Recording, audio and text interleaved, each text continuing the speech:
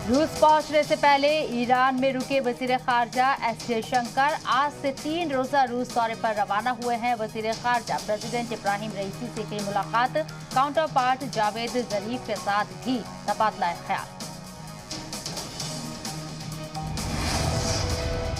अफगानिस्तान के शुमाली हिस्से में तालिबान के बढ़ते कब्जे के बीच अफगानिस्तान सरकार का एक डेलीगेशन तेहरान में तालिबान के डेलीगेशन के साथ मिला। मुल्क में खराब होते हालात पर चर्चा।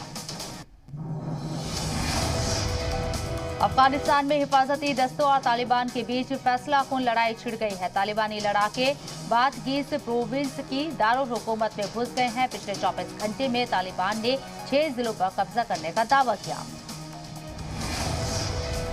अफगानिस्तान में बढ़ती उथल पुथल के बीच रूस का बयान, कहा अपने हामियों की दिफा के लिए और किसी भी तरह के खतरे से बचाने के लिए कजाकिस्तान में अपने सबसे बड़े गैर मुल्की मिलिट्री बेस का कर सकते हैं इस्तेमाल।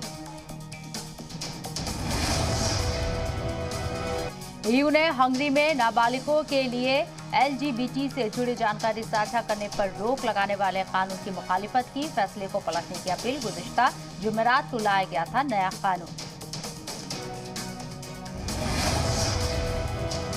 नॉर्थ कोरिया में खाने पीने की चीजों की कमी। UN food and agriculture organization forecast ने इसको लेकर जारी किया इंतबाह। कहा इस साल नॉर्थ कोरिया में 8.60 लाख टन खाने की चीजों की कमी आई।